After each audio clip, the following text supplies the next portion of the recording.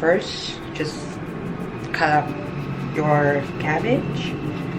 Throw this in the cold water.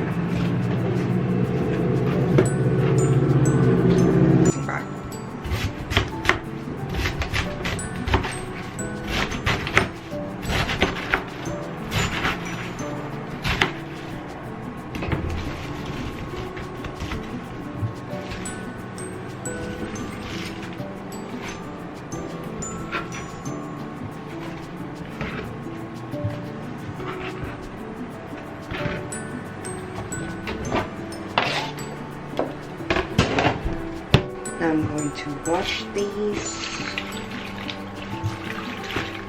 thoroughly.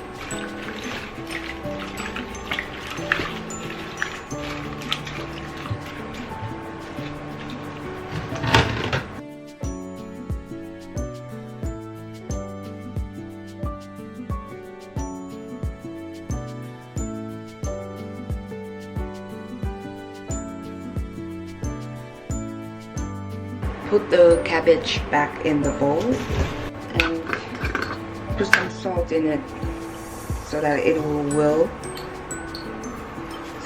be boiled up and release all of its water before we put the seasoning in.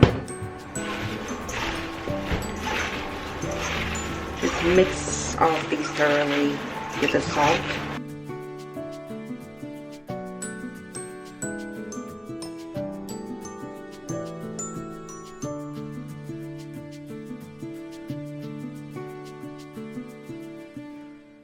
And we will set this aside for 30 to 45 minutes. Garlic and just a little bit of ginger.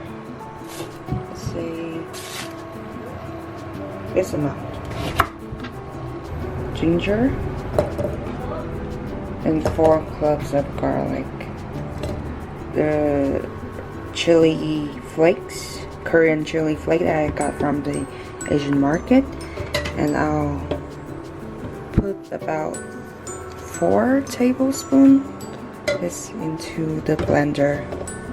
Then on top of that, I'll put in 3 teaspoons of sugar. Korean usually use Korean pears or Korean apples as the natural sweetener, but I don't have the pear or apple here. So, yeah, ingredient that will make this paste a paste, I use rice, just a little bit. It has to be either sushi rice or jasmine rice or pandan rice, otherwise wouldn't stick and it wouldn't make this paste into a paste. Maybe a little bit more. The color of the rice won't matter because the color of the chili flakes will be the main color of this paste. So,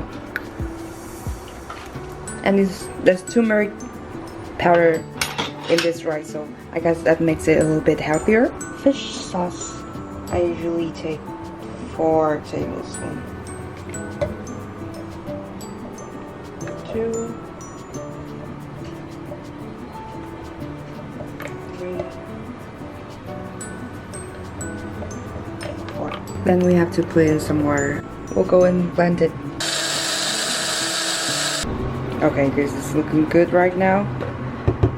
Please don't use the same blender to blend the kimchi seasoning as the blender that you usually make your smoothie, because the chili flake would stain and it doesn't smell good with the garlic and the ginger.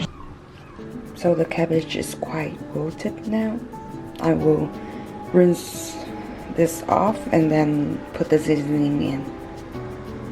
I have put the cabbage into the bowl, and now I will pour the seasoning into the bowl.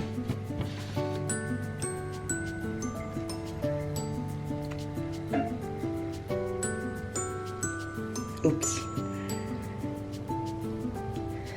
The garlic is not yet blended. Alright. Get out your gloves.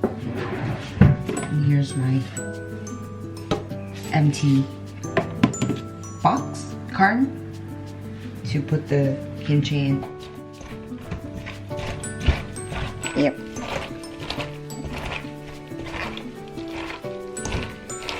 Doesn't it look beautiful?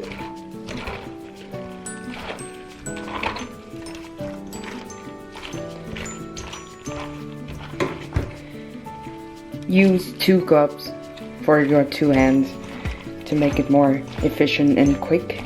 I'm doing this because I have no equipment to hold my camera, and I have to use one hand to mix and one hand to hold my camera up. Into this container.